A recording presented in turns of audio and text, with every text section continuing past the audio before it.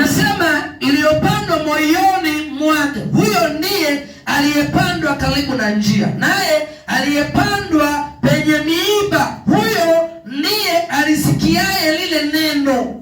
Aliyepandwa kwenye nini? Aliyepandwa kwenye nini? Meshaki aliyepandwa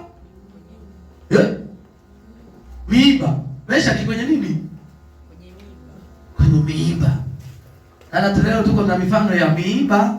Tumetoka kwenye njia, tuko kwenye miiba. Tuko dada nani hapo aliyeingia?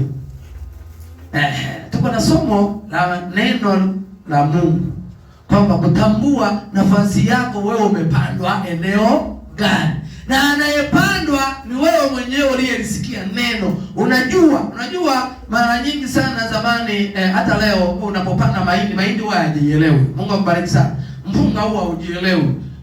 Miti yote huwa haijielewi iliyopandwa, inayotoa mbegu, inayotoa matunda. Lakini ni tunda moja tu linalojielewa, ni mimi na wewe tuliopandwa kwa Yesu Kristo. Tunajielewa, ninajitambua kwamba mimi ninajielewa, mimi ni muhindi ndio, lakini lazima niendelee kukua, nitoe matunda yanayoeleweka. Sema amen.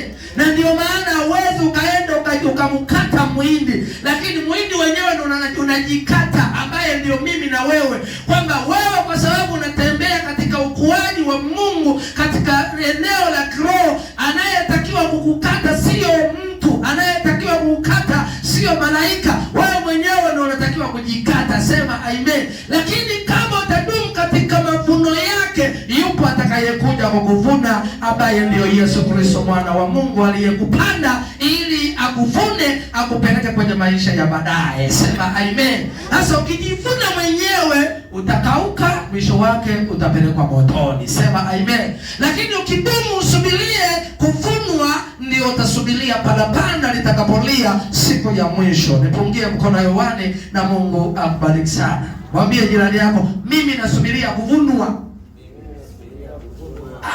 Mwambie kabisa, mimi nasubiria kuvunwa. Sasa kama amesema amesubiria kuvunwa, siku akiacha mambo ya Mungu, ukikuta naye muulize, umejivuna au unasubiria kuvunwa?